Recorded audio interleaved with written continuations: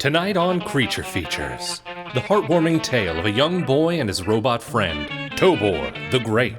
And Vincent discusses costumes and craftsmanship with special effects artist and fabricator Robert Reimers. So pack your bags and present your tickets. Toot toot, all aboard for another night of Creature Features.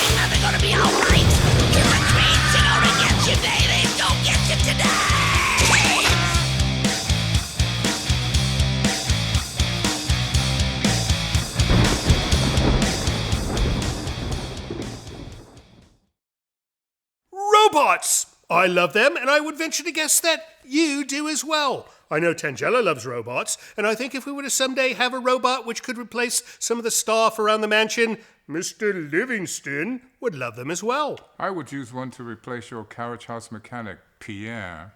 That man is most peculiar. He is.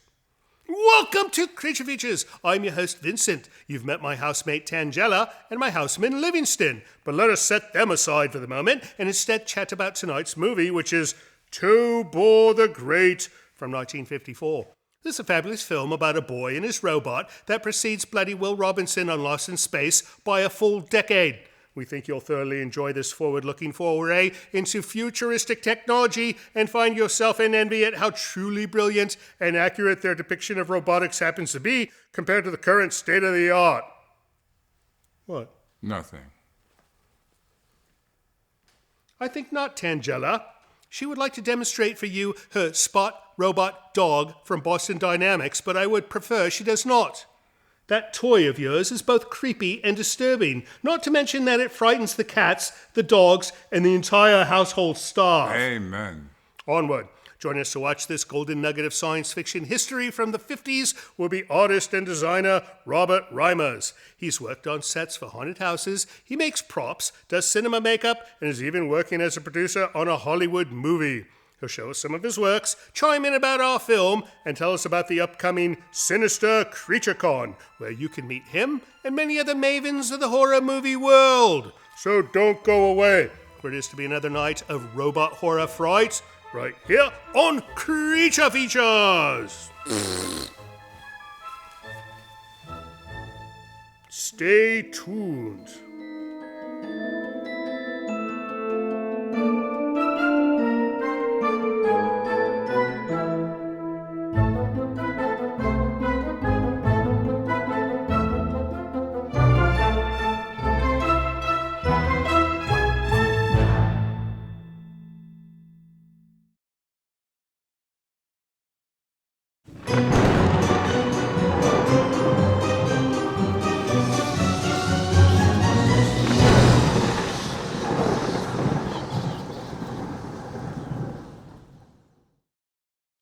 You know, Robert, if our viewers were watching a different channel... Forget it.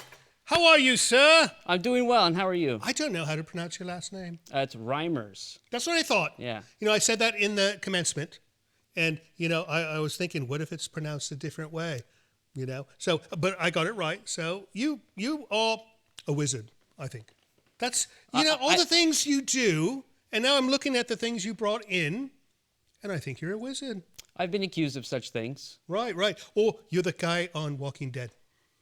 Ah. You've been accused of that as well, I imagine. Yes. He has a name. What's his name? I believe it's Jesus. Oh, that's a good name. That's a common name. No. Anyways, welcome back to the show. We are going to watch Tobor the Great with Robert Rymer, he's going to show us some fantastic stuff. But you know quite a bit about this film and its making, and we're going to talk about that, and you're going to tell us about how smart you are on this film. But first, let's talk about what you do. Specifically, your main thing is making costumes. That's your top of your pyramid of things I do. Right? Yes, I am. I essentially, I guess it would be called a fabricator. Because I'll do costumes, I'll do props, I do painting. I'll take random pieces of things, pull it apart. That's not a fabricator. That's an artisan. True. You're an artisan. Yeah. You are like Michelangelo in modern times. I'll take it. Have you invented a flying machine yet? That's classified. All right. If he said no, I would have said he's no Michelangelo, but I bet he's got one. All right, so you take these things and you make new things, but you've done so much more. You do the haunted house, sets design. Yep, I do a little bit of makeup work. I'm an actor. I do set building. Right. Now, on the makeup, is it like glamour stuff like this, or is it like No, it is horror, not. chunks missing, bloody things? Yeah, some people make people look fabulous. I make them look horrendous. No, we need more people like this because, if everybody looked fabulous, then fabulous would not exist, right? You need horrendous. Without horrendous, there's no beauty, right? You can't have one without the other. Exactly.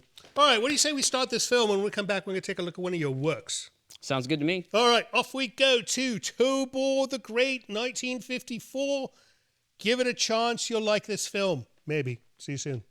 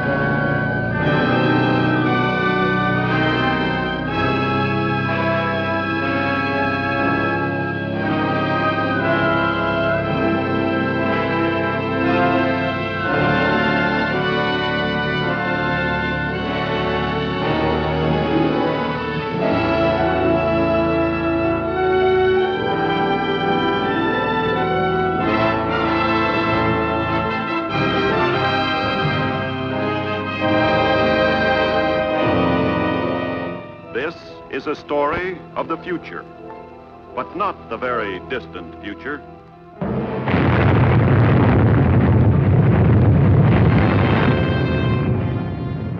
It is a story that might have taken place the day after tomorrow. Like all stories of the future, however, its beginnings lie far back in the past, as far back as the first man on Earth to gaze at the stars and wonder if someday, somehow, he might travel to them. Travel through space. In the years following the Second World War, two basic patterns began to influence the growing science of space travel. Rockets or guided missiles grew larger and larger.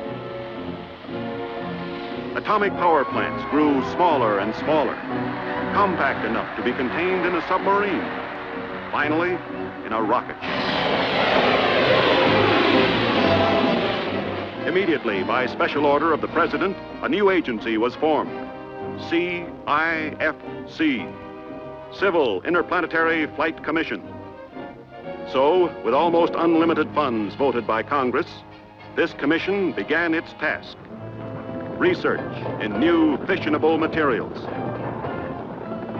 More research in non-fissionable metallic alloys to make rocket tubes that would not be melted like wax by their own atomic blasts. Sometimes mishaps occurred. And men paid for them with their lives. But the work went on.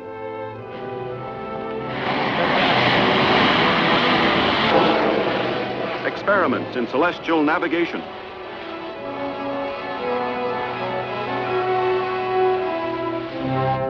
Astrophysics. Aerodynamics. Until finally, only one obstacle remained. That, as our story begins, turned out to be the oldest obstacle in the history of mankind: the human factor.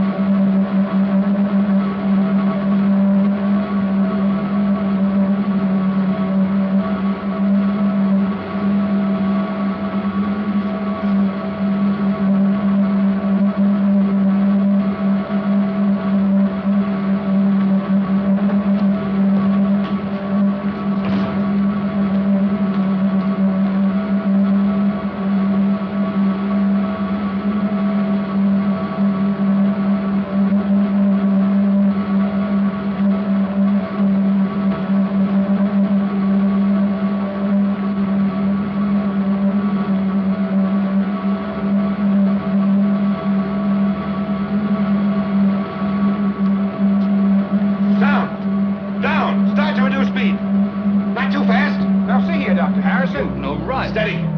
Slower. Slower.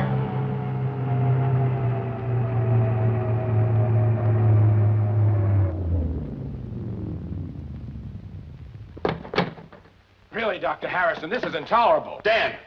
Dan, are you all right? Dan, snap out of it! Yeah, Doc. Yeah. Dan, how do you feel? Okay? Yeah, guess so. Must have blacked out. Sit tight and take it easy. Now get him out of there and over to the hospital. You see, Doctor, he wasn't in any real danger. Under other forms of government, men are deliberately killed or crippled every day in experiments like this. Well, I won't stand by and see manslaughter become policy here. I resent that implication. These men are volunteers. It's too bad. The commissioner was most anxious to have this test carried out to the extreme so that he could discuss the results with Professor Nordstrom. Well, you can tell the commissioner and Professor Nordstrom. Never mind, I'll tell him myself.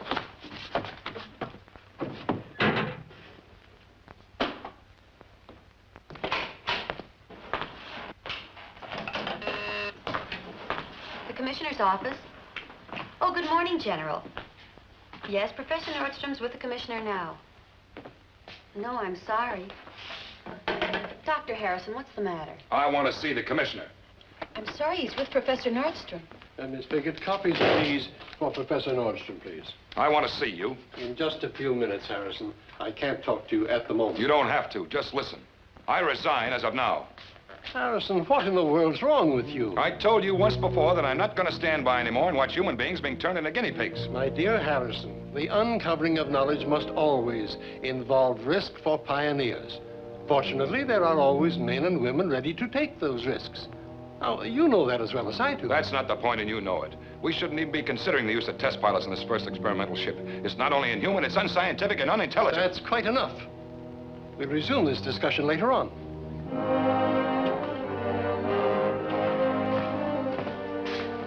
My, you are in a state. There's my pass, staff card, and the badge. You can send my papers down to the hotel. Just a moment, Doctor. You can't leave the building without your exit pass, you know.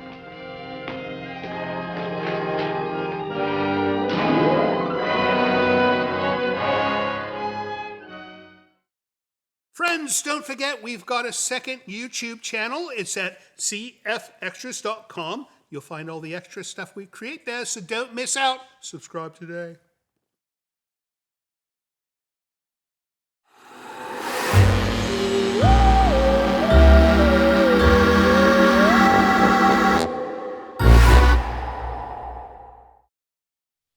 I just don't know. I think I need to start wearing a hat like you do, Robert. Oh my goodness! There's boobies on that thing. My goodness, you manufactured this. I did. And it's a headless thing, right? For now. No. So you typically would have like a fashion model wearing this, right? Correct. Right. Yeah. No. What do you call it? Is it post-apocalyptic fashion show?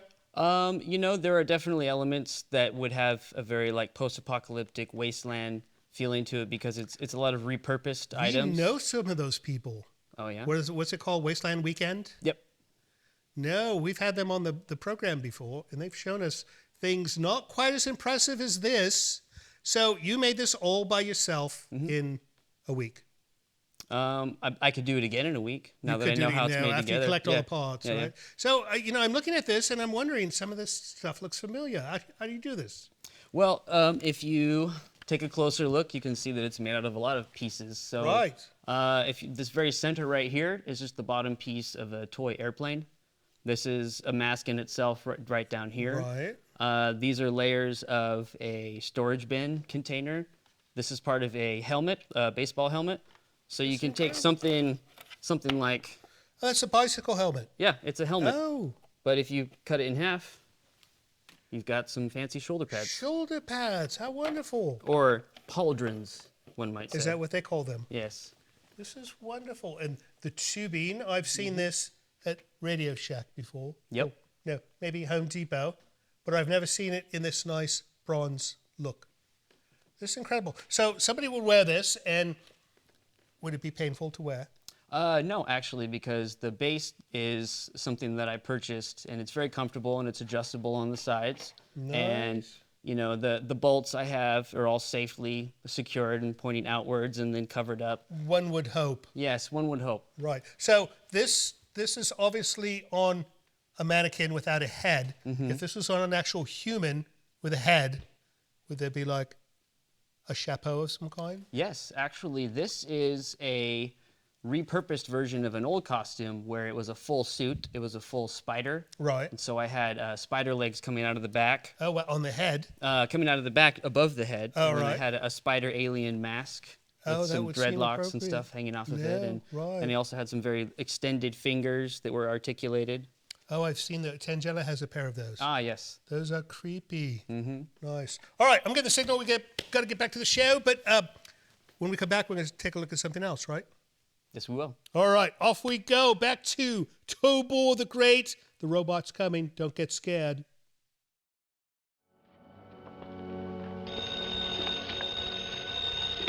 Yes? Dr. Harrison, this is Gilligan of Transglobal News. I'm down in the lobby. As far as I'm concerned, you can stay there. Well, hold on, Doc. All I want to know is what's going on between you and Professor Nordstrom. Nothing.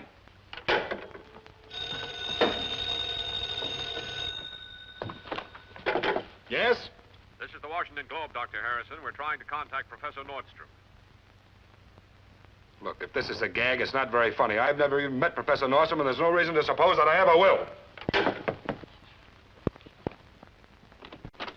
Dr. Harrison? Yes. Are you by any chance going to talk to me about Professor Nordstrom? Why, yes, in a way. Well, let me tell you this. A, he isn't here. B, I don't know where he is. C, I've never met him. And D, I don't want to. 3 misstatements out of 4, Doctor. That's a bad average for a man of science. You see, I am Professor Nordstrom, and I'm very glad to meet you at last. You are? Yeah. Why? Because I've followed your career with interest, and we see eye to eye on a subject with which I'm particularly concerned. We do? I don't get it. Perhaps a little more seclusion might be a good idea. You mind if I make myself comfortable? No. Go ahead. Well, the fact is, Doctor, I overheard your little interview with the CIFC director this morning. As I just spent an hour telling him exactly what you told him so much more cogently in a couple of minutes, I was, well, interested to say the least. You mean to tell me that you think they're wrong in trying to use human beings? I know they're wrong. Before we can prepare men for the conditions they're going to meet in extraterrestrial space, we've got to know what those conditions are. Not guess, but know. That's what I've been telling them all along. But the problem of getting there and back to collect accurate data without the use of human pilots and observers is going to be a backbreaker. On the contrary, I can almost say now that I have it solved. With your collaboration, I think I can convert that almost into an unqualified fact. Your attention, please. Your attention, please. Skyliner flight number 1 for Los Angeles will board at South Concourse, gate number 5, in 15 minutes. So we can start work the moment we arrive, without all of those coils of red tape hampering us all the time. Yes, I know what you mean. I suppose that sprang from the secret nature of the project in the first place. Top secret. Someday before I'm too old, I look forward to working on a job where I don't have to burn the contents of my wastebasket every night. You never can tell who might be hiding in a wastebasket. Don't tell me your security regulations quarter 2, my boy. Okay. You were saying you'd be able to show me what you're working on as soon as we arrive. I'll have to. Every minute counts now, because we have to perfect my innovation before the commission is ready to send out its first ship. Now, if we don't... Well, well, if it isn't Professor Nordstrom. I don't know whether you remember me or not. Gilligan, science editor of Transglobal News Service. You'll have to forgive me, Mr.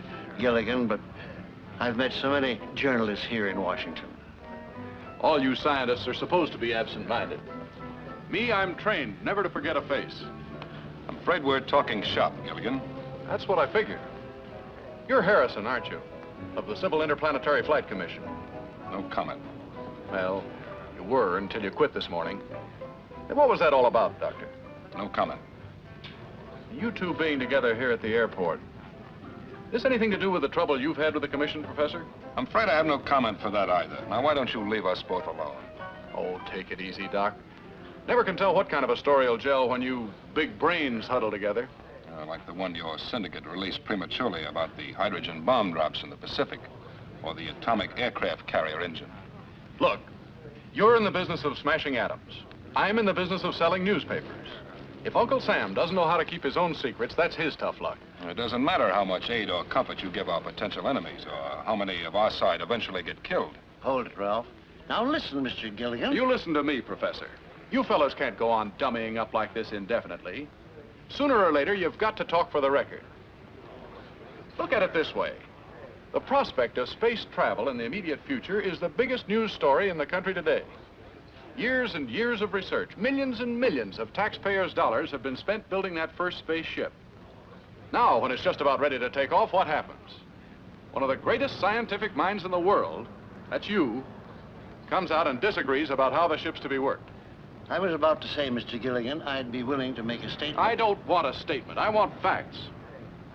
It's no secret in Washington that the row was over your not wanting to use men on the first space trip.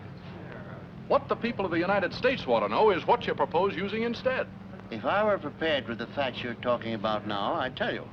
Only right now, I'm not. However, I will tell you this. Just 30 days from now, at my home in California, Dr. Harrison and I will tell all, or at least as much as circumstances at that time will allow. I'll be there, Professor. So will the science editors of, say, 11 other press services. Well, I thought this was an exclusive. It ought to be. Do the people of the United States read only trans-global news releases, Mr. Gilligan? Your attention, please. Skyliner, flight number 1 for Los Angeles, now boarding at South Concourse, gate number 5. That's our call, Professor. I'll see you in California, Mr. Gilligan. Okay. Skyliner, flight number 1 for Los Angeles, now boarding at South Concourse, gate number 5.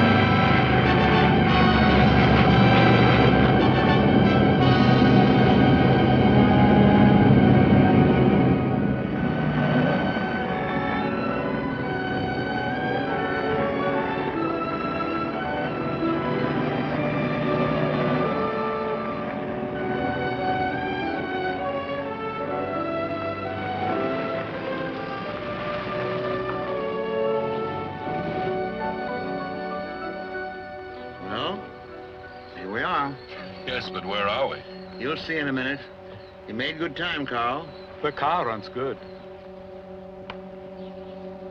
This is my own invention. A combination of sonic beam and photoelectric cells. The chance of anyone else hitting on the same code of lights and sound impulses is practically non-existent.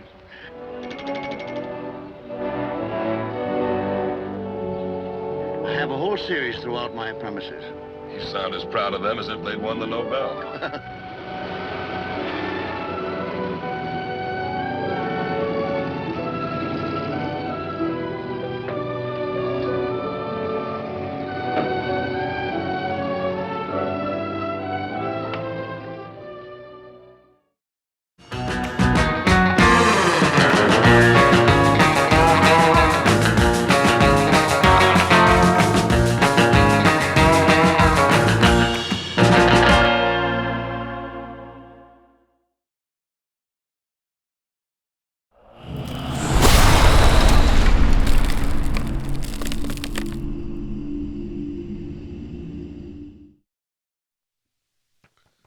Tangella, you've been looking for a new automobile. What about the Omega by Oldsmobile?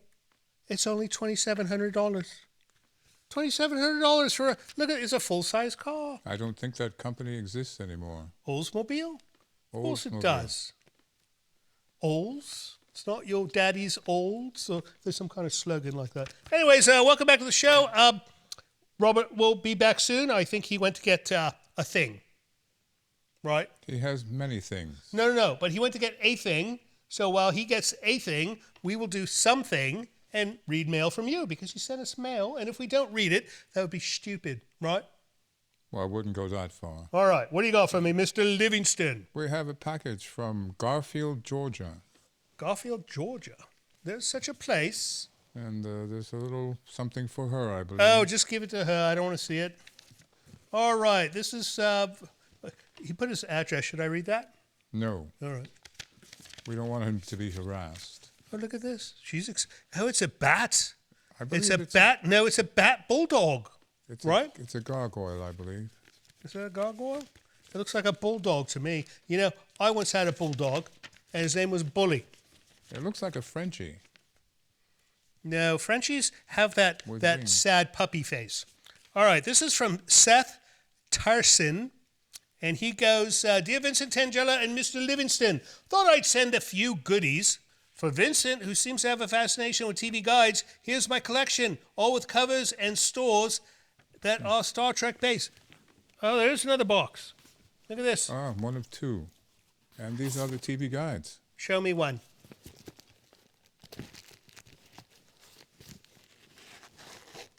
They're all tied together. My goodness. They're tied together.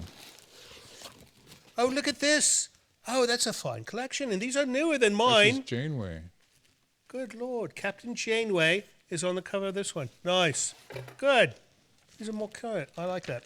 All right. Perhaps the always elegant Mr. Livingston would like the rather nice ascot. That would be the ascot, right? That would be the ascot. Very nice. And in the other box for our lovely lady, there's a demon gargoyle plushie. Hope she doesn't already have this one. You have that one? No? All right. Well, thank you so much, Seth, and we hope things are absolutely wonderful in Garfield, Georgia. Next up, Mr. Livingston. We have an email from Thomas Wersch. Thomas Wersch? Our director. Tom, did you write a letter to us? I did not. Is this your dog? I'm not into frou-frou dogs. Oh, all right. It is kind of a frou-frou dog. Well, let's find out. Madam and Sir, love at first bite. It's interesting to figure out and to understand when and how certain ideas come to our mind. Most comes from movies and comics. We have to forget that we saw them when we were about 10 years old, earlier or later in our life. Thanks for your interest. Regards, Thomas Wersch. Oh, look, he uses an umlaut over his name. Umlaut. I'm sorry. Umlaut. And here's a picture of his dog, I presume. Well, so this is not our director, Tom Wersch. This is a different Tom Wersch. Spelled different, too, right? Right. And here's his dog. That's a cute dog, right? Nice dog. All right, next up, Mr. Livingston, is another box. We have one more package. Another with bloody something package. for the I'll young take lady again, and that's for you. All right. What's going to her? I hope it's not explosives this time. Not this time. All right. This comes from Jim McCracken. And that's a Kraken, right? It's a Kraken. Jim McCracken, a Kraken. Well done, Jim. Dear Vincent, Miss Livingston, and the ever-evil Tangela. Look at that face. She's not evil. She's slightly misunderstood. May this letter find you all in good health. Tangela, I hope this gift finds you as evil and devilish as ever. As a year-long watcher of your show, I notice your love of octopi. As it happens, my daughter's friend makes these super soft octopuses, whatever verbiage you prefer, so please enjoy this gift and all of its squishiness. That's homemade. That was made just for you. I wonder if maybe they put a little tag that says, to Tangela from Jim McCracken via his daughter's friend. We love the show and keep up the great work. I wear my Tangela t-shirt all the time, especially in public. You know, she bought me one of those for Christmas, and I refused to wear it. I use it to wipe the shower door in my room. I wouldn't tell her that. She likes it. A recommendation film, if I may be so bold, is Extro. I haven't seen it for a while, but I remember it being pretty good. You know, we get lots of recommendations on that film, so I think we have to get it, right? I will attempt. It's spelled Xtro, not EX. My sincerest wishes to your entire team for continued good health, Jim McCracken. Well, thank you, Jim. Make sure you guys tell us where you're from, because nobody told us where they're from tonight, except for, was it Seth? Georgia, Seth. Right. So when you write to us, tell us where you're from, because we like to look on the map and figure out whether we should keep Tangela away from that place, because who knows what kind of trouble she might cause there. Anyways, if you'd like to send us mail of your own, visit Hello Creature Features. That's a little web page where it tells you how to send us a package in the mail, how to send us an email, how to send us a large styrofoam skull if you're so inclined, or a llama. Oh, dear. No, I want a llama. The ears, the very nice ears, and you could ride them apparently. Well, not me, but she could ride it, right? Anyways, we'll be right back soon with Robert, but first let's get back to Tobor the Great.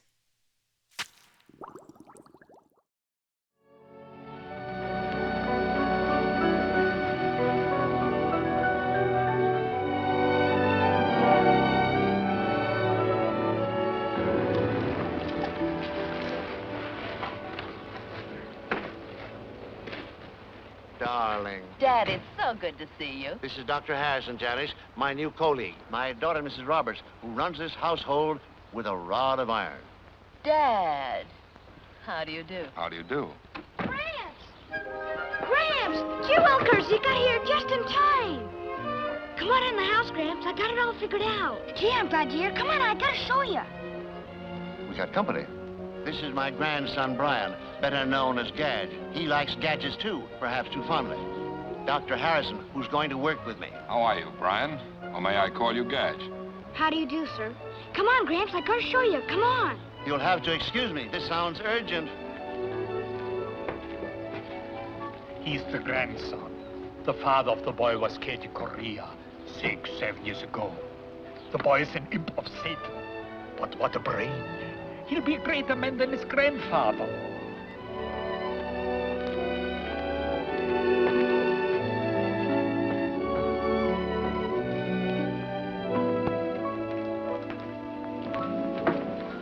Gramps. I told you I had it figured out. Only first I gotta make myself as tall as you are.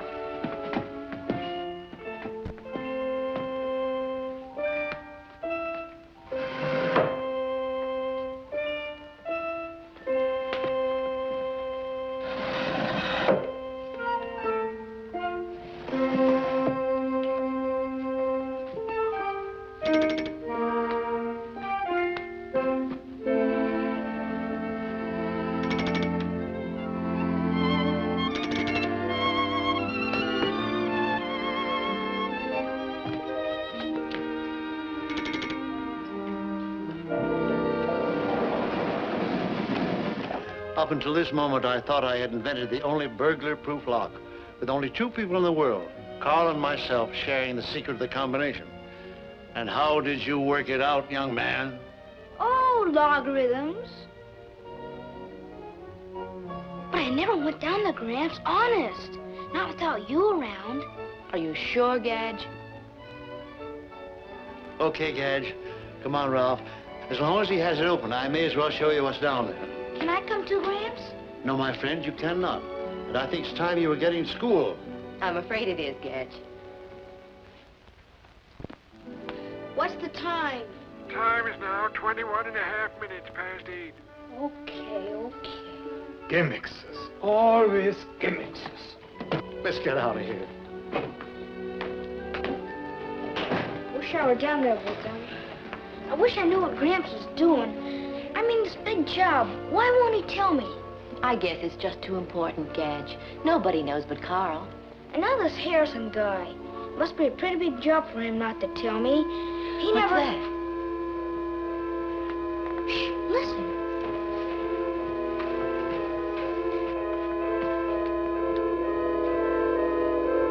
What is it?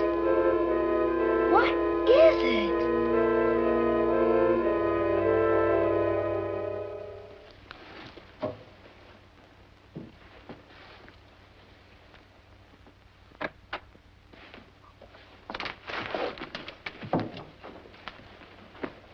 Are you sure you won't change your mind, Gramps? I'm sorry, Gadge. You know how much I'd like to have you down there tonight, but I just can't. But why? I know just as much about electronics and stuff as those old guys from the newspapers. They're not just old guys from the newspapers, Gadge. They're very distinguished scientific journalists representing the most important news services of the world. I will grant you this. You do know as much about electronics as they do. But I still don't see why. Well, although you have a searching mind and the courage of a grown-up scientist, you look like just what you are, an 11-year-old boy.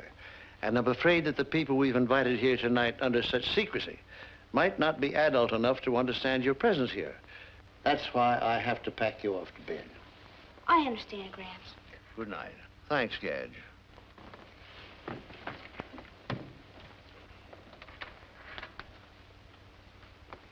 Well, I guess I won't be needing this anymore. Well, I see no reason why you shouldn't hear what's going on. Gee willikers! Thanks, Gramps!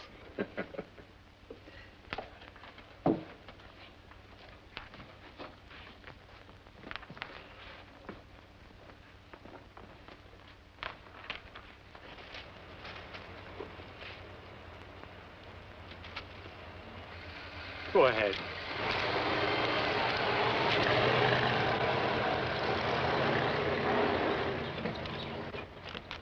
Hey, this is worse than crashing the Pentagon. When do we get in? When I've checked all the papers and written down all the numbers.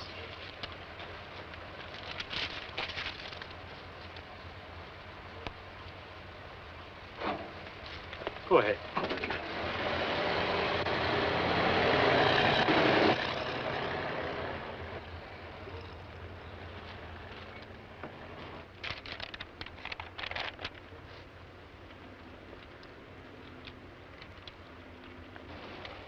All is in order. Thank you, my friend.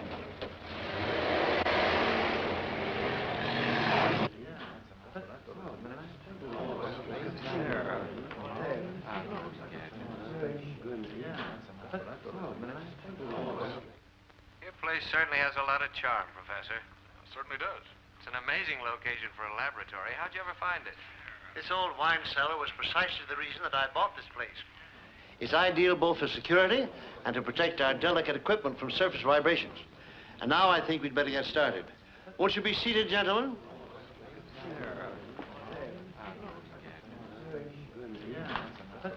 Mind if I sit here? No, please do.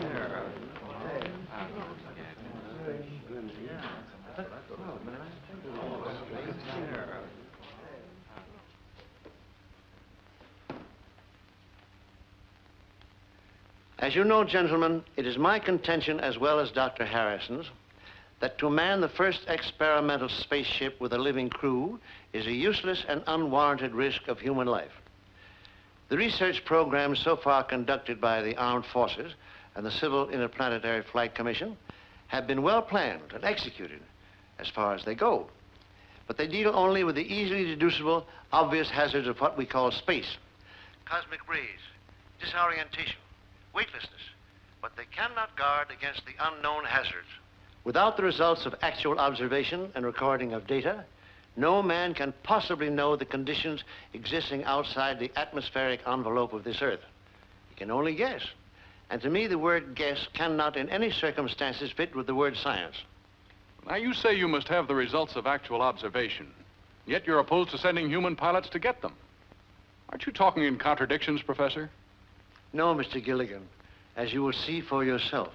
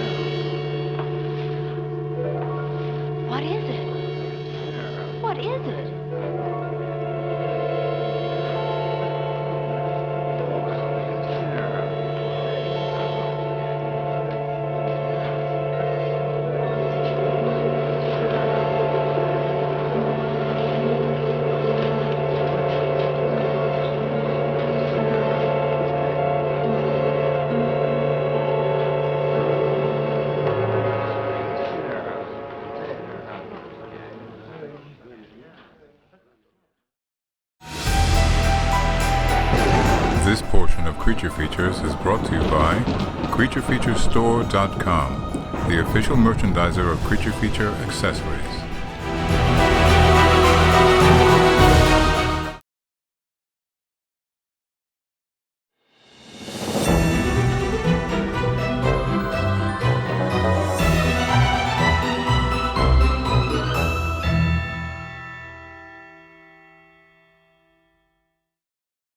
Welcome back to Creature Features. We are watching Tobor the Great with the great Robert Rymer, who makes stuff like this. This is fantastic. We're going to talk about that in a moment. But first, this film. So we finally get to see the robot, and you were telling me during the break that this was famous for another reason. Yes, that's right. It was actually, the film inspired the comic book series Tobor the Great. And typically that goes the other way around, does it not? Mm-hmm. Yeah, that normally happens first, and then the movie, or it's the toy, and then the comic, toy, and then the movie. Of course. Yeah. Yes.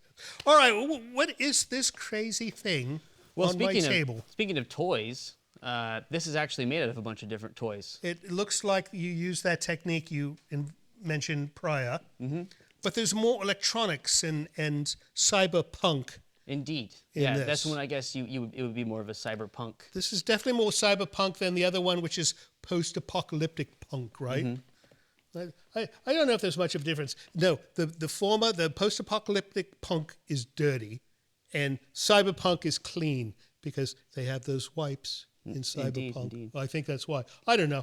I'm weird that way. So this thing, how long did it take you to build? It took me a few months, actually, because it wasn't a straight design and then fabricating the pieces off the design. It was collecting pieces and then building it out of the pieces. Because you need all the pieces. It's like a puzzle. You have to decide what goes where, what fits, and all this. Yeah, and part of my work is I'll take objects of every day and take them apart and collect all those individual pieces. And you must have had fabulous junk room. I do. I bet you do. No. Tangella has a junk room like that, but it's all filled with explosive supplies. So Those are the best. I don't think she can make anything like this from explosive supplies. However, I think she should wear something like this as she makes explosives. It looks like a safety mask. It's pretty sturdy. I've dropped it quite a few times, even intentionally, just to see, and it did not break. So if somebody wants to see this in person, they can go to Sinister Creature Con, right? That's right, June 22nd and 23rd. Sinister Creature Con. You go to the website. It's a wonderful show. This is all horror, right? It's not. You're not going to meet Captain Picard at Sinister Creature Con for good reason, because he's not a horror guy. Whereas, who are you going to have this year? You've got. We're going to have Felissa Rose, and we're going to have Farouja Balk. She was in that film, Sleepaway Camp. That's correct. We showed Sleepaway Camp. Remember that one we showed, the creepy summer camp film? The star of that film is going to be at Sinister Creature Con. Who else? Farouja Balk from The Craft. I love her. Mm-hmm. Oh, you know what she was favorite for me was the Funny Guy movie. What's his face? Was that Waterboy? Yes. Where she's at the window and she goes, "Do you want me to kill them?" Right. No, that was wonderful. And then who else? You. I'll be there. I'm You'll a be featured there? artist there. That's true. Right. Also, there will be Howard Berger will be there. I don't know him. He is very famous. He's a very lead effects person who's worked I love his on- sandwiches, but I've never seen him on film. Are you familiar with K&B Effects? K&B Effects, no. What's that? They worked on Evil Dead. They so responsible for pretty much all of the zombie work in Walking So he's Dead. a behind-the-camera guy. He's an effects person. He's Right, behind the camera all right. guy. That's right. why I they don't do. recognize his name. Not only do they have celebrity actors, but they have makeup people. And They're the more interesting ones. They are. They're the creative ones. No, the celebrities, they just sit there and go, look at me, would you like to buy a photo? Whereas this other bloke will tell you how he made a fake head explode. Right. I would much rather listen about that. That's right. All right, well, speaking of fake heads exploding, which this movie has none of, let's get back to Tobor the Great. And when we come back, we're going to see another interesting item from the Rymer collection. Don't go away. See you soon. Bye. Well, gentlemen, meet Tobor, a childish joke of mine. Robot spelled backwards. Well, since this is your invention, Professor Nordstrom, I suppose we can be sure this isn't just another movie Frankenstein. You certainly can. In fact, the term robot is hardly accurate in spite of my joke. I would prefer to say an electronic simulacrum of a man. Oh, gosh. Oh, gee willikers. Are you trying to tell us that this pile of tin could actually pilot a spaceship? Exactly. Now, you control this thing from that box by some sort of electronic wavelength or something, right? At the moment, I do, Mr. Johnson. Oh, well, how do you know that the wavelength will be powerful enough to work outside the Earth's atmosphere? I don't, sir. But that doesn't matter very much because I'm not going to need them there. You see, Mr. Johnson, this control system is only a temporary expedient to activate Tobor during the early stages of his development. From this point on, he will be guided by a totally different method. How about a little fill-in on that, Professor? You mean something new, something we've never heard of? On the contrary, gentlemen, I'm sure most of you have heard of it, although I imagine few of you will believe in it. ESP, extrasensory perception. You mean that stuff about projecting thought images by telepathy? Mr. Gilligan, you're not too far off.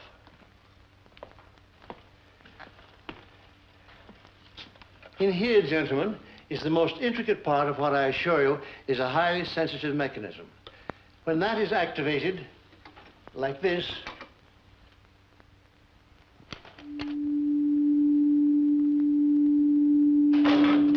Oh, he looks alive.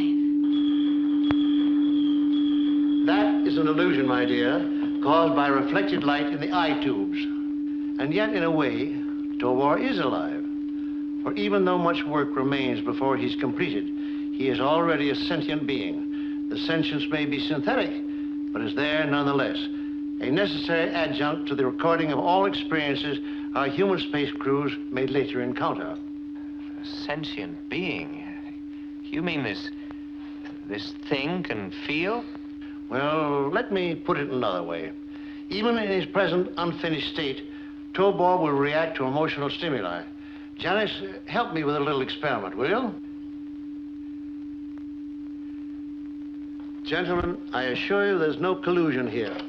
I'm merely going to ask Mrs. Roberts to approach Tobor and feel friendliness toward him. Think goodwill, as it were. You can do that, can't you, Janice? I'll try. All right, then go ahead. Just don't make any gestures. Just hold the friendship thought. He does look almost kind, doesn't he?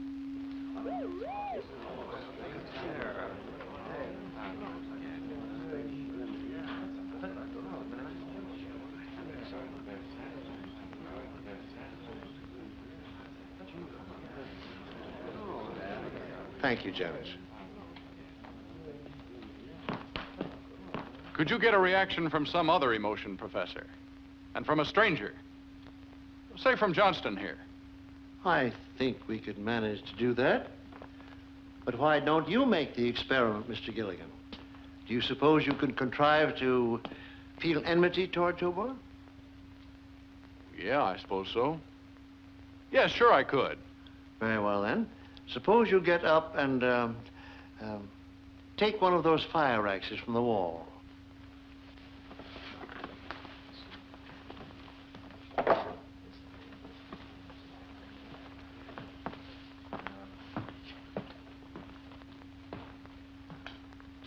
Now, if you will, walk around behind Tobor and hold the thought of enmity all the time. Deadly enmity.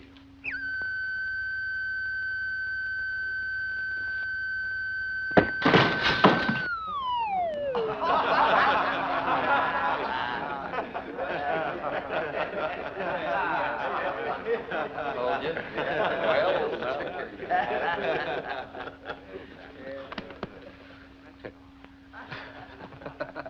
Well, there you have it, gentlemen. This time, the emotional stimulus was danger. The reaction, fear, instantly followed by anger. You have just witnessed the complete cycle of a synthetic instinct, self-preservation.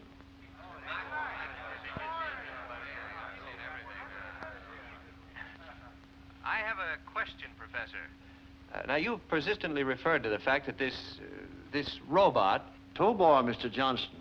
You'd better use his name or he might resent you. Oh, sorry.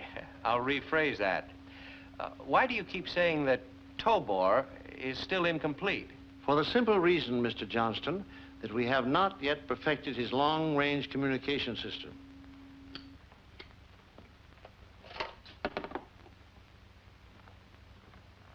As you know, gentlemen, at each end of such a system, there's a power unit, a transmitter, and a receiver. Here is our receiver, Tobor himself.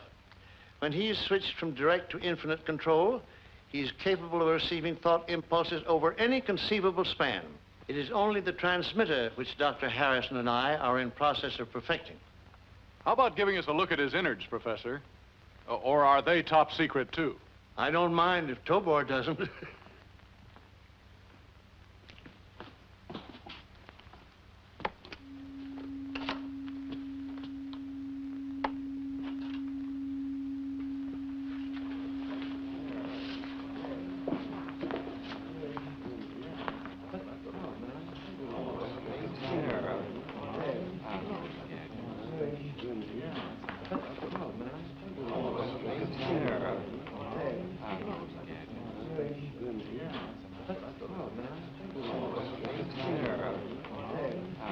And now, gentlemen, I think I've said everything I can say of importance tonight. And it's certainly Tobor's bedtime.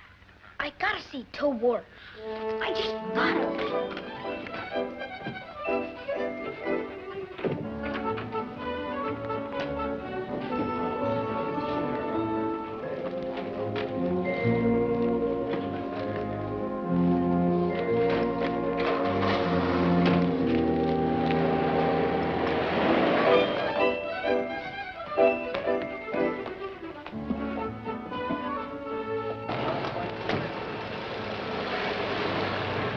Just a minute, Mr.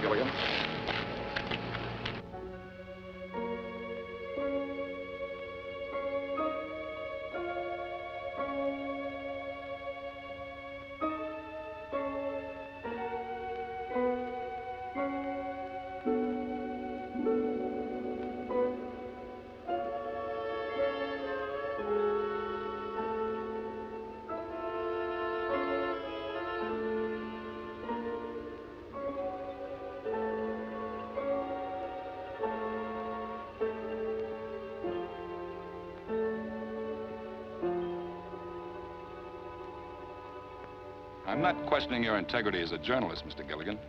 I'm simply requesting again that you confine your coverage to the facts contained in Professor Nordstrom's handout. Now, look, Doc, we don't tell you how to run your job. I realize that, Mr. Gilligan, but your papers aren't exactly famous for their conservative handling of the news. Now, just a minute.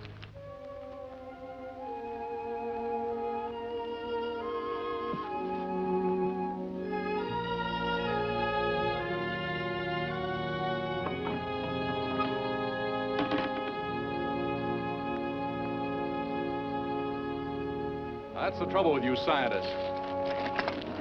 You won't face up to the facts of life.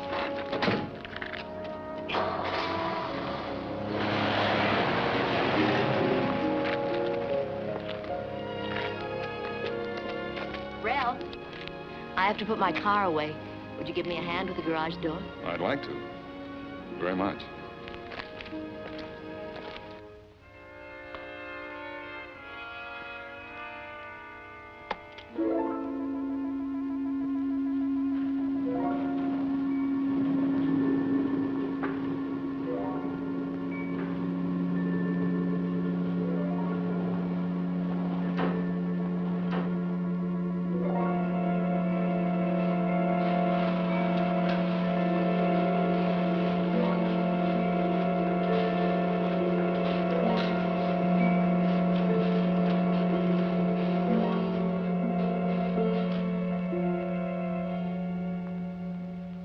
Tobor, you're beautiful.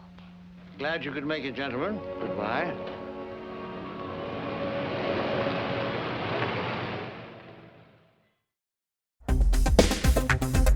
This is David from Brownsville, shouting out to my favorite show. Fantastic job presenting Cowgirls versus Pterodactyls. I don't know where you come up with this stuff, but please don't stop. Keep up the great work. You guys are amazing. Bless you all.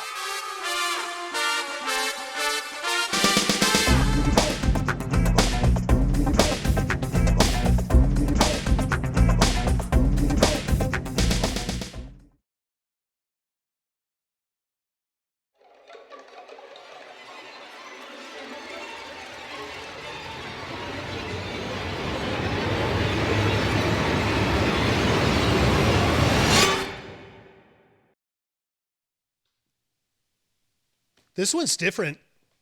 I like it. We'll talk about that one in a moment. But first, the film, The Robot. You were telling me during the break that there's some interesting info about this robot. Yes, a lot of people think that it was made by the same guy that did Robbie the Robot. Robert Kinoshita. Mm-hmm. But it was actually done by the guy who did the robot in Day the Earth Stood Still. Oh, no, I could see the similarity because it's all silver, right? That's a silver look. And Robert Kinoshita didn't do, well, I suppose the Lost in Space robot, he did that one. But, you know, there's lots of color. And there's no color on Gort. And there's no color on Tobor. You know, Tobor is robot spelled backwards. It is. Who would have thought? That's silly. No, now he sounds like a Lithuanian. Yeah, they could have just called him Robot, and now he sounds like a Lithuanian named Tobor. Makes no sense to me. All right, this one. This looks like pure battle action outfit. It was. It was indeed. It was used in a movie, actually. Now, but have you actually gone to war with this on? Well, some people would say being on set is war in itself, wouldn't it? No, it smells like war, right? And there's lots of crying and death. Indeed. But no, so what would you have on your head with this particular thing? Well, actually, it was the helmet that we had in the last segment. Oh, so with the light, the green light, you have the... No, that makes sense. Yeah, and there's a bottom half to the whole costume as well. Oh, no, pantaloons, trousers, briefs. You could make a kilt. It could be like a Scottish cyberpunk war thing. No, it's absolutely wonderful. It must be a bit warm, though, right? It was. Right. I was wearing this on set. You know, I think you should take that helmet that you showed us in the last segment and then put your hat, and that would be fantastic, would it not? Would that make me a space cowboy? No, it would make you one of those plague doctors, right? You look like a modern-day plague doctor for a new kind of plague, I think. I could be wrong. Who knows? So we will see this at Sinister Creature Con as well. You will, yeah. It'll be on display. If you want to ask me any questions about it and what exactly I used to make it. Right. I'm there to answer whatever questions. And maybe you'll be walking around the show wearing it as well at some point. Maybe. Never know. It's a surprise. It always is. It's the Creature Con.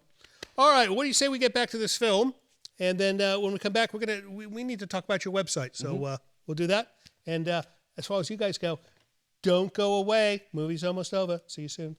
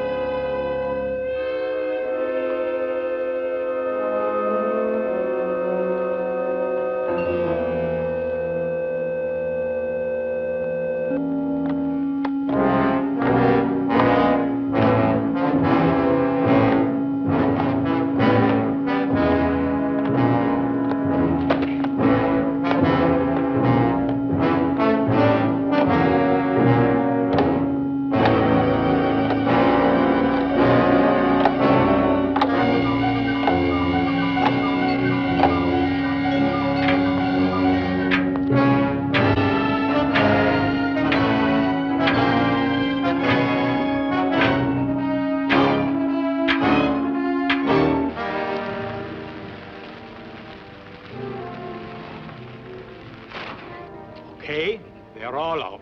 Very good.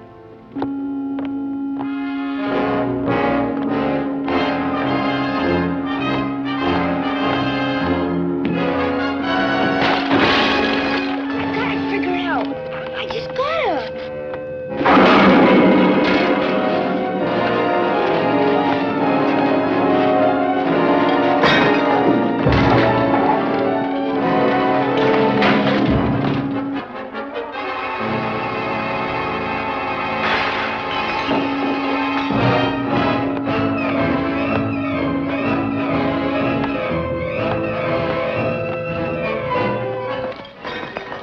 It's Gadge. I'll bet he's doing it.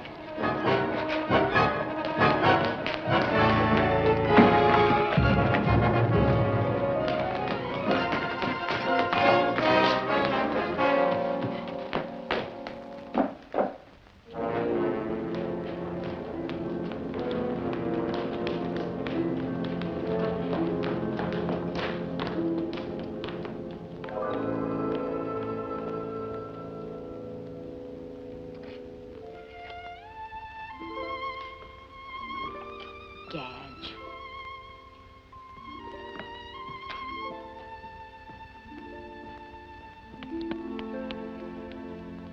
That little so-and-so. Do you realize what he did? He actually worked out all those controls and got Tobor back in his box all within 5 minutes. Dad, you're wonderful. But he was bad, very bad. You go to bed, Janice. Ralph and Carl and I'll get this rubbish all squared away. Good night. Good night, darling.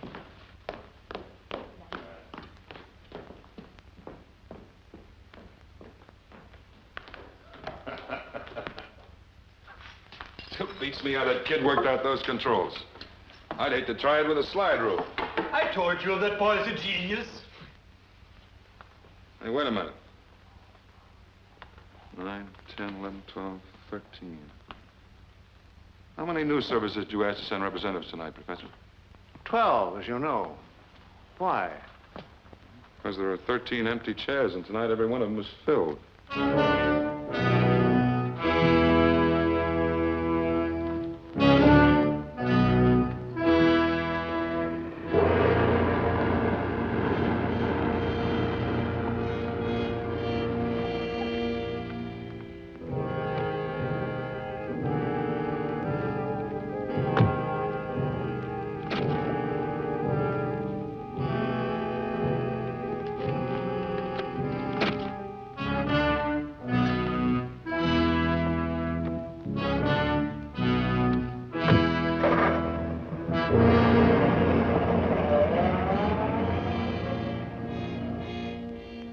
1953 black Ford sedan.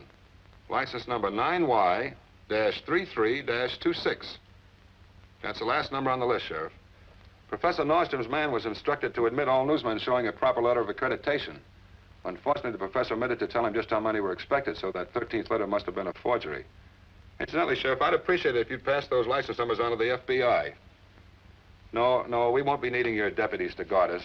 We're taking our own precautions, and Professor Nordstrom assures me that they're more than adequate. Thanks again, Sheriff. Goodbye. 22 university degrees, and I forget to tell Carl the number of letters. No wonder they tell jokes about absent-minded professors.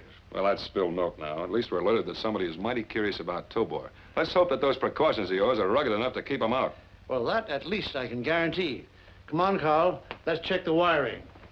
Gimmicks. Always gimmicks. I wish someone would tell me exactly who or what we're guarding against.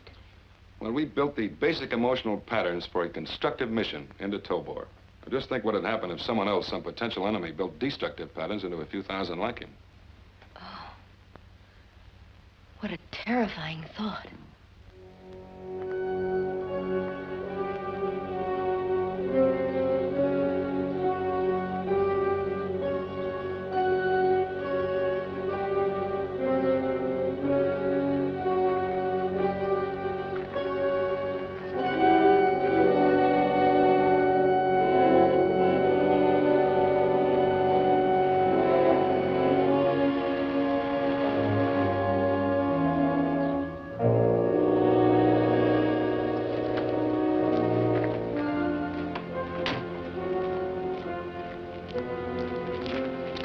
Anything new?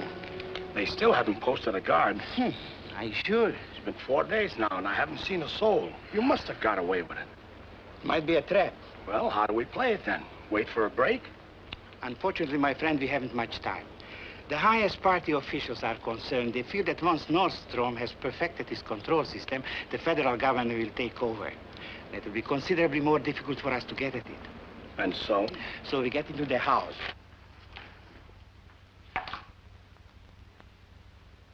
That's better.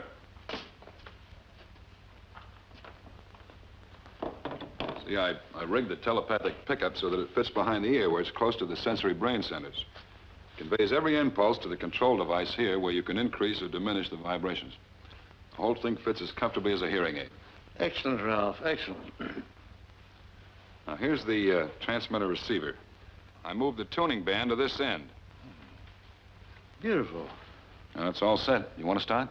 I think you ought to operate these tests, Ralph. This whole new system is your work. No, you go ahead. All right.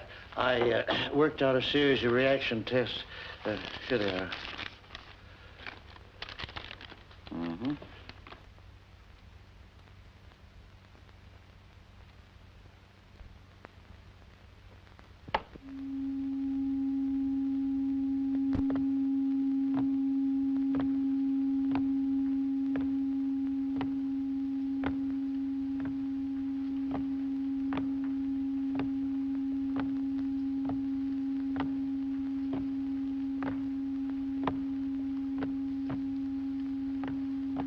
Here we go.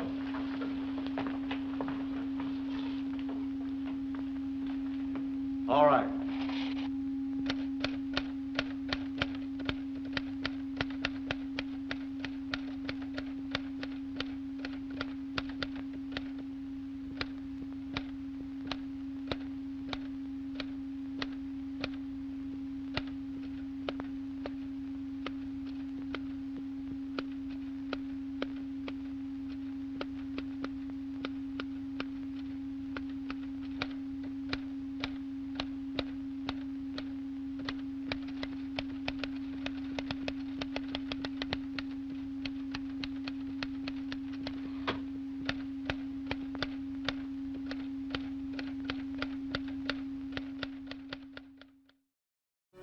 Hello, this is Mr. Livingston. It would appear I have been tasked with requesting you to help our show financially by visiting our Patreon page. Your generosity will help us keep Creature Features on the air. With only a few dollars a month from you, your kindness will allow us to continue creating new entertainment for your viewing pleasure each and every week. And if you have the desire to give more, you might even receive a gift from Tangela. I think not. Please visit the website below to learn more. Thank you.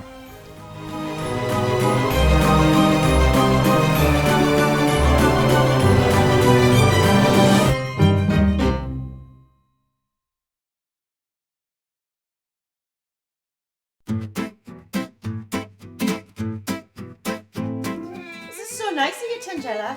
I couldn't wear makeup at my last job. Oh, ready?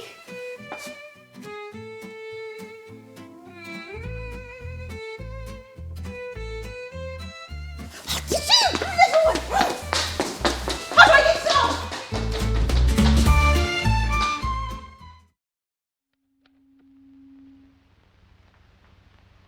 That's all I could think of for him to say. Who the devil's that? Gadge, what are you doing down here? I heard you're working Tobor. Can I come and watch? You seem to be here already. All right.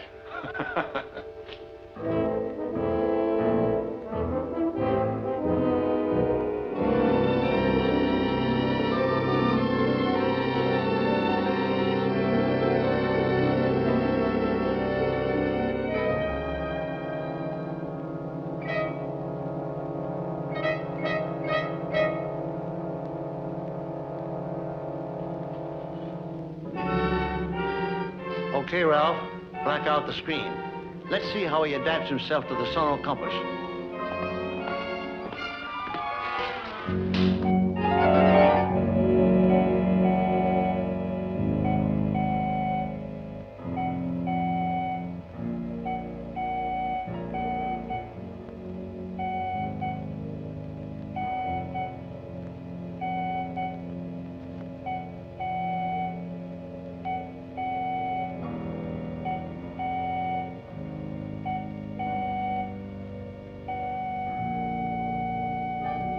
Attaboy, Tobor.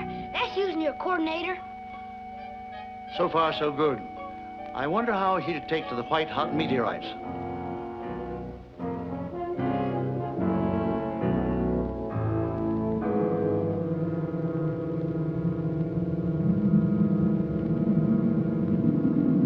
This is a tough one, Gadge.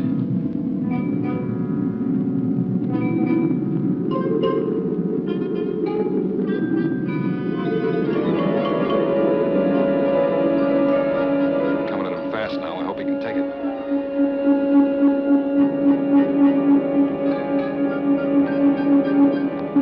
I don't like this.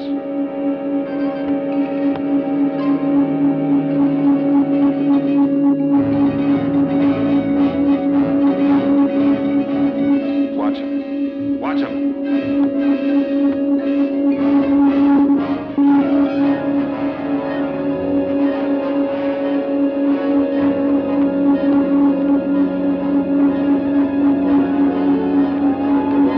Thing's going berserk.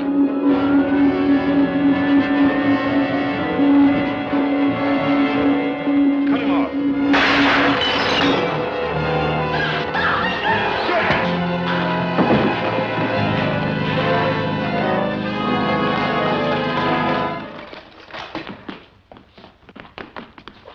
Are you all right, boy? There's no fracture, just a bad bump. Come on, son. Easy, Gadge. You darn old Tobor. You better watch out. Easy, Gadge. Tobor can't hurt us now. Wonder exactly what happened. I think Tobor suffered what in a human being would be a nervous breakdown. Those meteors came at him so fast that he couldn't take it. I think you're right. I think all we have to do is to insulate against overloading the receptors. If we do that, maybe we've jumped the last hurdle. What are you doing now? Switching him on again. His receptors must have cooled off by now.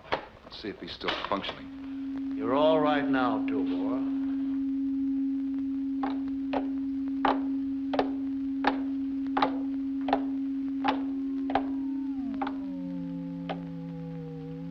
Next time you better watch where you're going.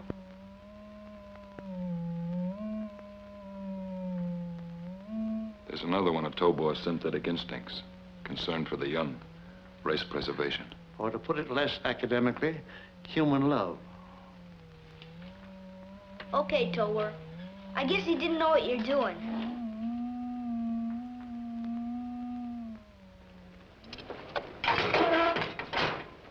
$2.50 even, lady.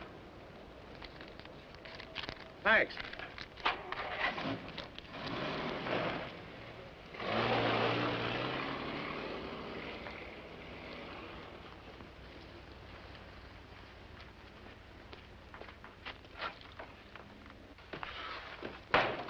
Okay, just another customer. Will you be through shortly? Another half hour ought to do it. Good. Soon I'll have to leave to fetch Dr. Gustav. When do we make our move? Not before midnight. Perhaps later. Depends on the house being dark.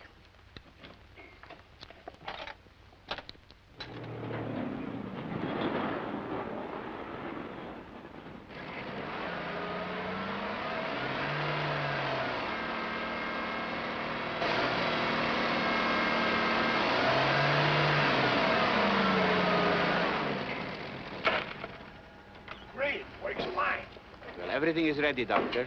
I am a man of science, not of action. This is your duty. All you have to do is to inspect and photograph this work of Nordstrom's. Leave everything else to us. Paul, you go first.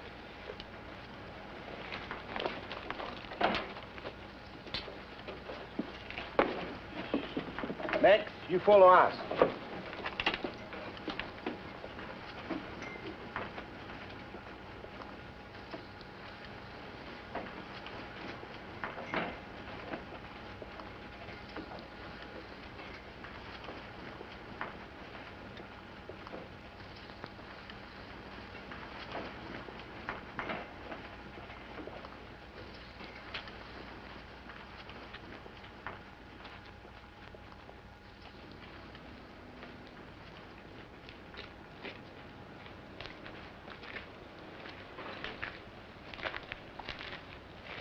Intruders now inside electrified fence, north boundary. Intruders now inside electrified fence, north boundary. Intruders now inside electrified fence, north boundary. Intruders now inside electrified fence, north boundary.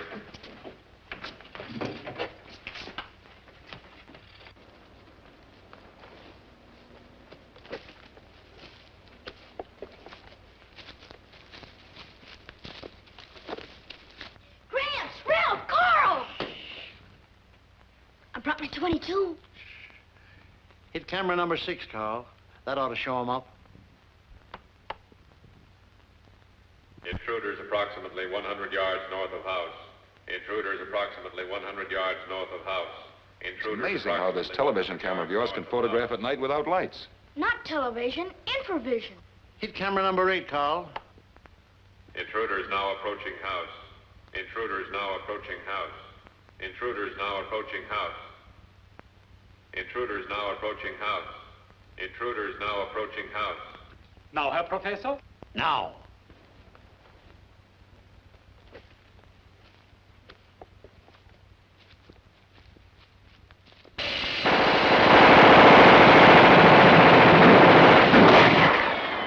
What is that?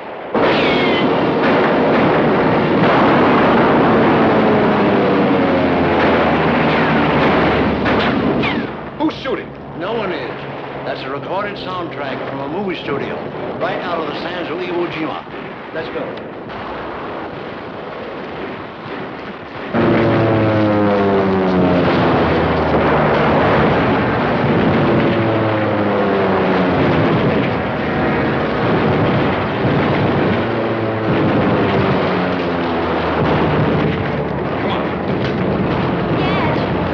Gadge, come back here. Gadge!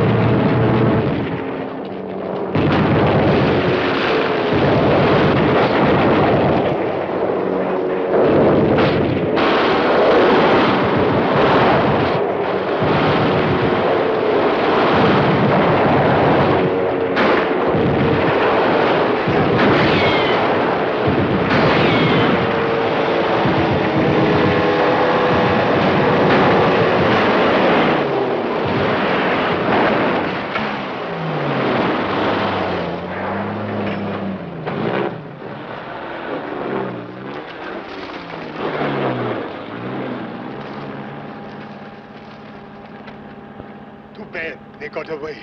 You shouldn't have pushed me, Ralph. I would have had him.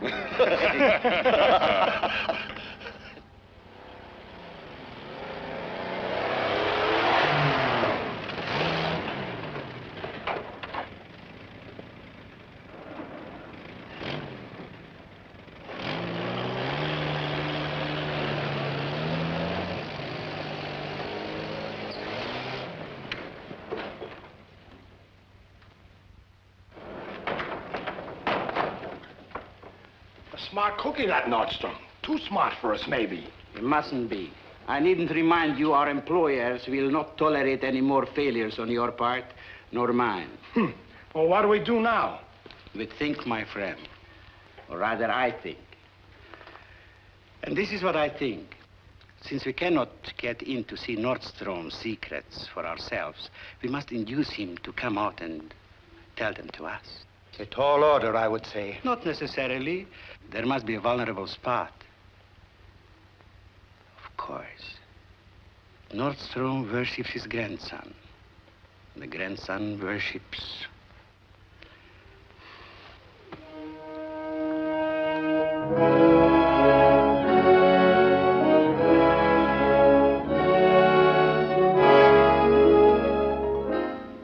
Wilkers.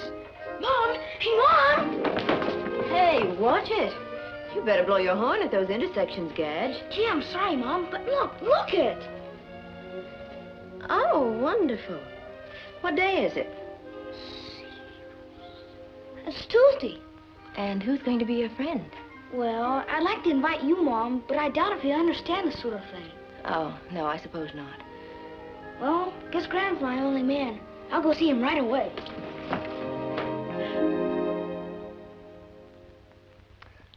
Good. Now Tobor can turn his own switch on or off when he's called. Better he should learn to clean the house and drive the car. So I can spend all my time making toys for you to play with. It's all finished. A new transmitter rod built inside a pencil.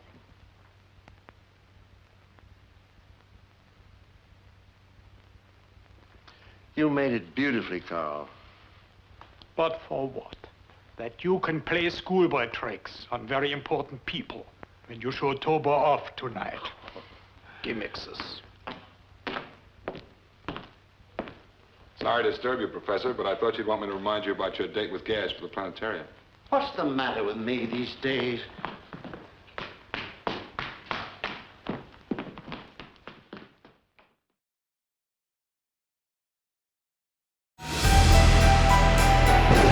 This portion of Creature Features is brought to you by CreatureFeatureStore.com, the official merchandiser of Creature Feature accessories.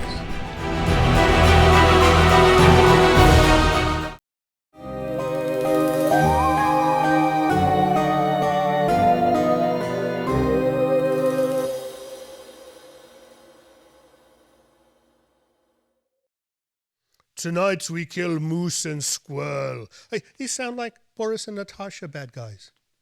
Yeah. Well, they never actually say they're Russian, do they? No. So they're supposed to be like far European, Eastern, right? Oh no, I think they're Lithuanians. No, name like Tobor, not Russian. So who knows? Anyway, maybe we'll figure it out at the end of the film. But so this guy, you're telling me during the film, you actually won an award for this costume. Yeah, so I wore the costume myself, and I had makeup on. It was had the teeth and eyes and green alien skin. And well, who could turn that down, right? Right, I thought it looked pretty good, and apparently so did the Thrills and Chills Film Awards, and I got Best Monster and Best Costume and Production Design. Wow. And is this like an Academy Award that you keep on a shelf in your shop? Well, I was presented with the graphic of the award itself. Oh, that's close enough. Yeah, so right. It's easier to store them that way. Yes, right? much easier. You put them in a photo album. These statues, they used to give me statues for doing music. It's like, well, where am I going to put this bloody thing? I have 4 of them in my loo. Yeah, up on the shelf next to the toilet paper. I just don't know where to put the thing. So I think it's easier to just pin them on a wall. So this thing is another thing we'll see at I can say it right soon. Watch Sinister Creature Con, and I understand there's 2 variants of this convention twice a year. Mm-hmm. This one coming up is Sinister Creature Con, and you say the one in October is Sinister Halloween Con. And it's still a Sinister Creature Con, but at Halloween time. Pretty much, yeah. Right. And both conventions are very accepting, and they kind of encourage customers to come and cosplay. Right. And they even have cosplay competitions and makeup competitions as well. Should. Mm-hmm. Yes. Very fabulous prizes. So you do it in Sacramento, California, and it's at Scottish Rite. It's at the Scottish Rite Center. And this is a huge facility. It's pretty big. It is very big. I was surprised. I Google mapped this, and I thought, oh, it's going to be like a small place where, you know, those guys with the fezzes have parties. And it's a huge facility, so it's a nice thing. It's in Sacramento. And the date on the next one is in October, before Halloween. So, well, go to Sinister Creature Con. You can see all the dates. You can see everything and get dates on this show and all that. It's going to be a fun show, is it not? It is. It always is a fun show. I love coming back every year. All right. Well, what do you say we wrap up this fun show? And when we come back, we're going to find out what you are doing next. All right, off we go to the end of Tobor the Great. Don't go away when the credits roll, because Tangela will be sitting here wondering where you went, and I won't know what to tell her. Gadge, where are you, boy? We ought to be going. Right with you, Gramps. Now, don't be late. Your very important persons will be here at 7 o'clock sharp, remember? Oh, we'll be back an hour before that. You mark my words. Ah, here you are, partner. Come on, let's hit the trail.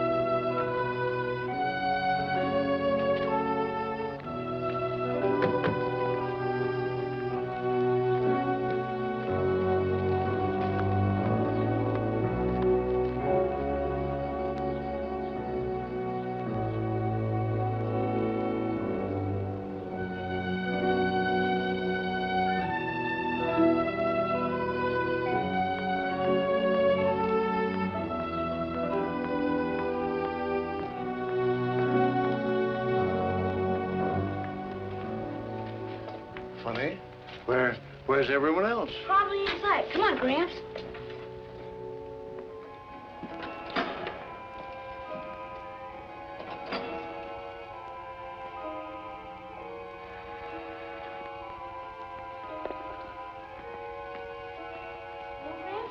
I think there's something wrong. You think so? It's the right day. Yes, young man. It's the right day for us, if you please.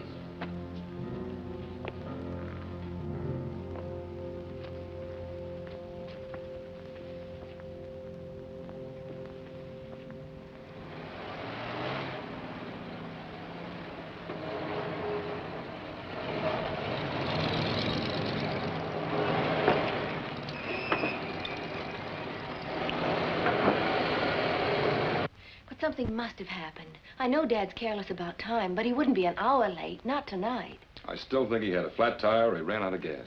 No, you don't. That's what you hope happened. Oh, Ralph, I'm worried. All right, I'll phone the sheriff's office.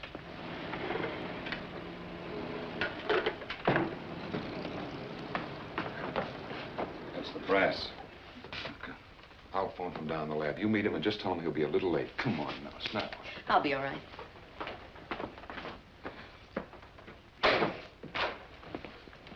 Good evening, General. Good evening. Good evening, sir. Good evening. How are you? How do you do? How do you do? Good evening.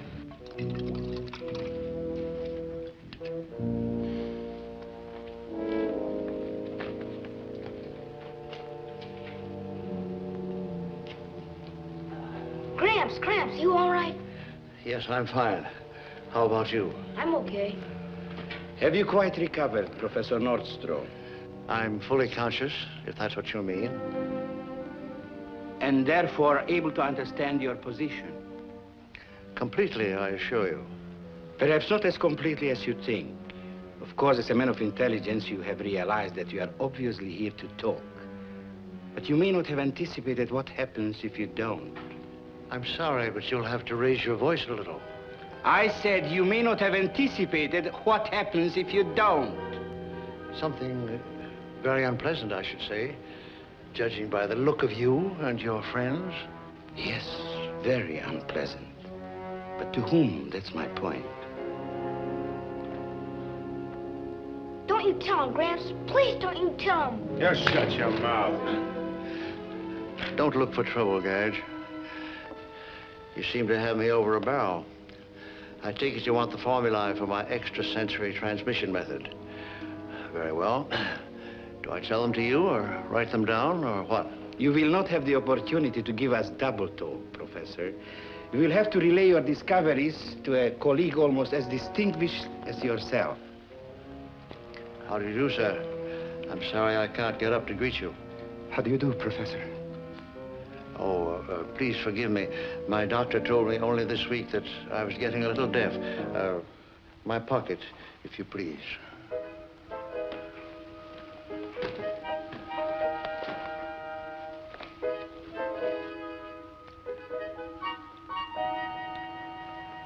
Put that over my head, behind my ear, please.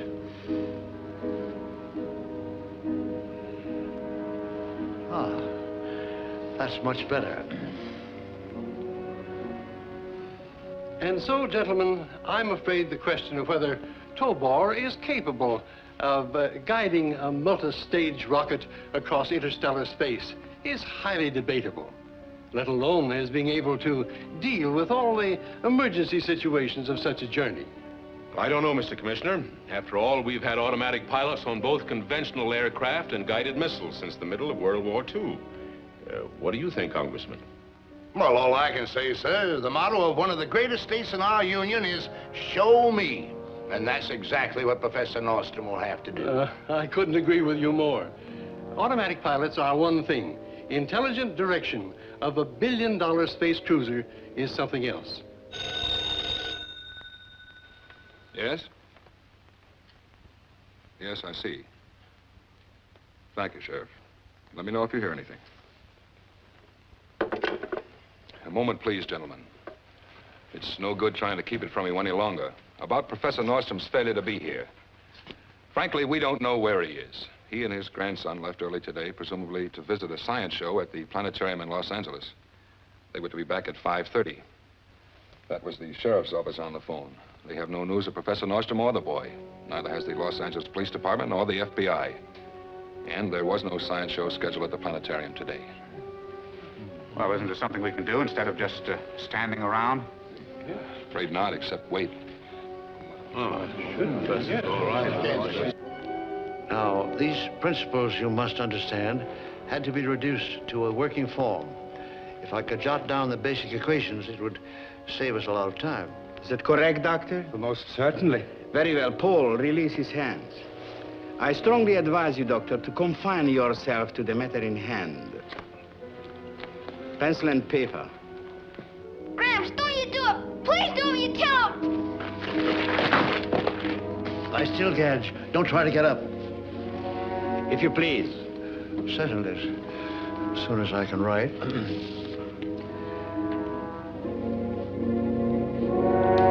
Another pencil. I have another one right here.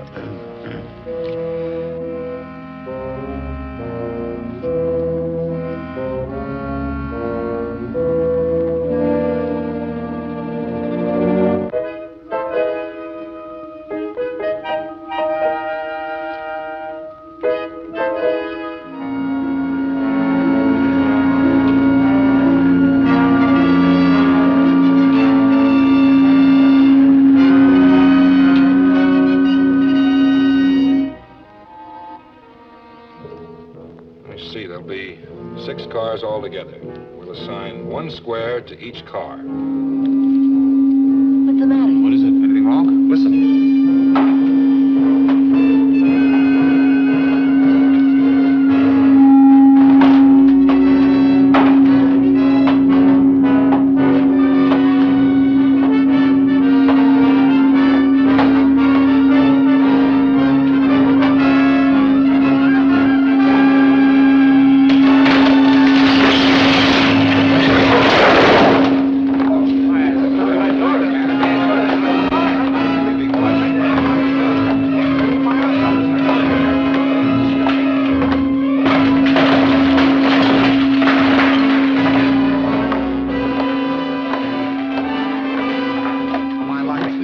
Dad must have come back. No, I don't think so. I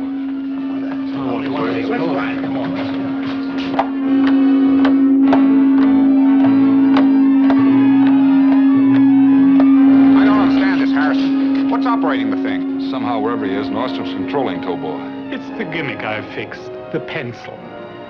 Let's follow him in the cars.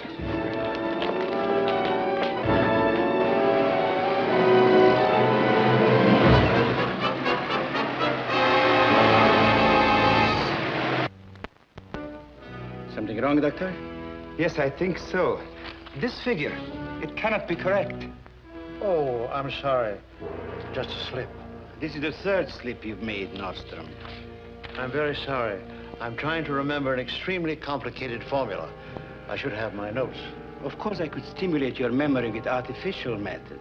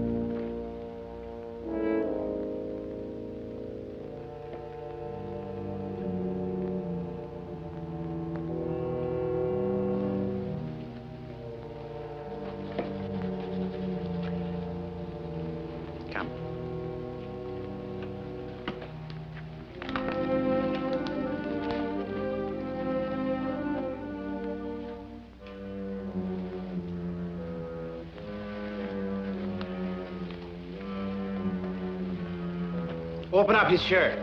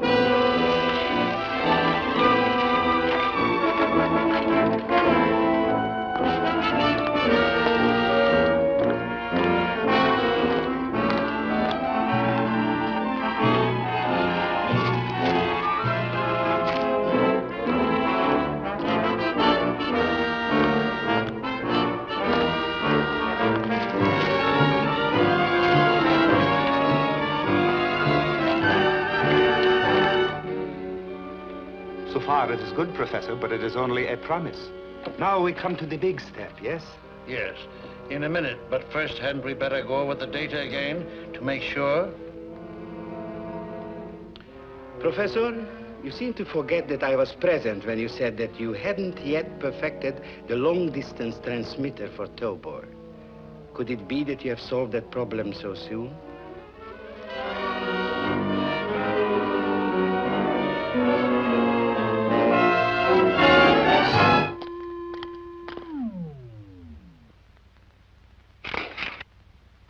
You better use mine and use it quick. I won't stand for this any longer. You'll give the required information immediately. Max! Wait! Don't, Gramps, don't. All right. You win.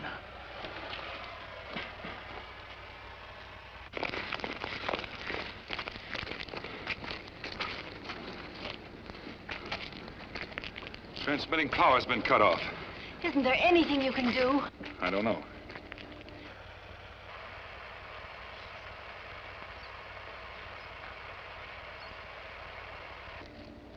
Maybe one chance. If Gadge and the professor are near this spot, they may be able to reach him on a direct telepathic impulse.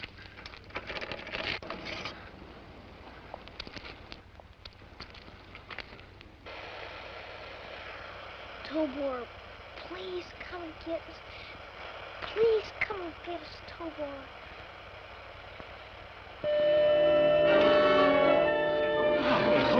Right now. Up we go.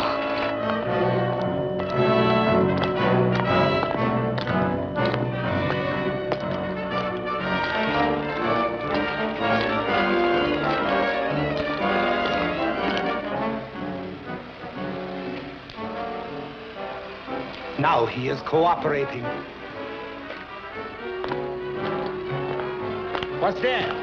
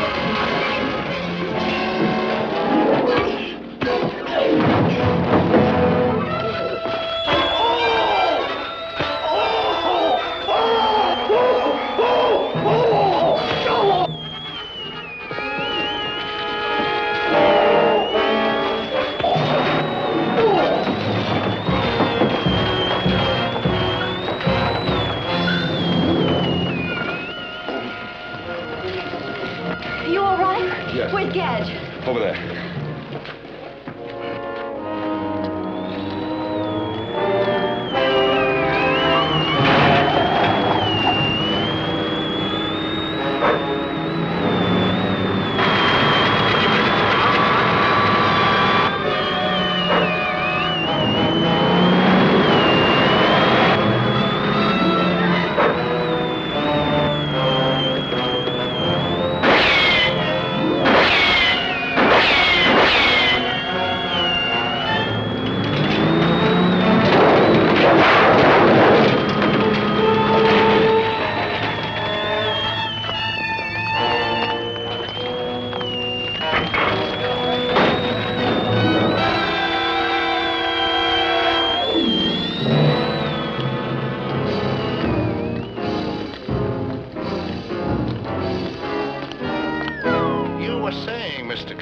Just as that phone rang, that you doubted that Tobor was capable of reacting to emergency situations? I'm afraid I was, but I withdraw my observation.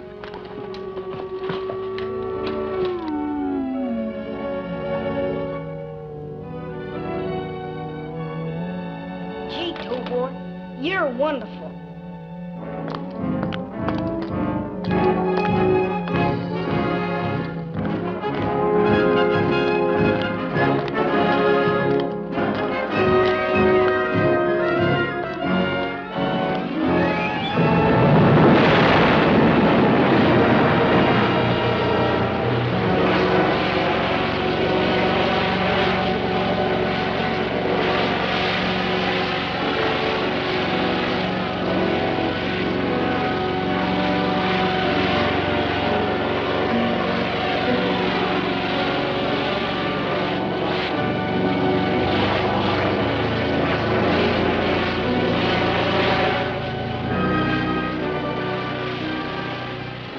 Goodbye, Tobor.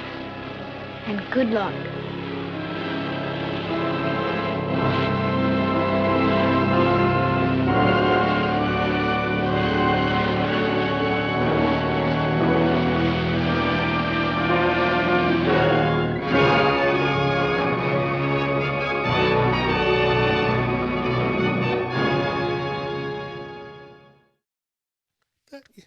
No, the other car's nicer than this one. You want a Rolls Royce? Wait a minute. This is not an automobile. This is a radio. She wants a radio instead of an automobile. No, you need an automobile. I'm sick of driving you from place to place. You need to learn to drive something other than a Harley Davidson motorcycle. Anyways, that is it for Tobor the Great. He goes into space. He does his mission to the galaxy, which is nice because robots should do that, right? Hey, why send people? You got to send oxygen. You need to send food. You need to send some way to process their manure, right? But instead, you send a robot up. None of these problems are there. Just a little bit of oil. Or not. I don't know. Anyways, what's next for you, Robert? Well, what's next? Actually, my next costume is going to be a giant bat creature. That's really a giant fun. bat creature? Yes, yes. Now, is this going to be cyberpunk type thing or no, organic? Very organic. Organic, yeah, right. Cave dwelling.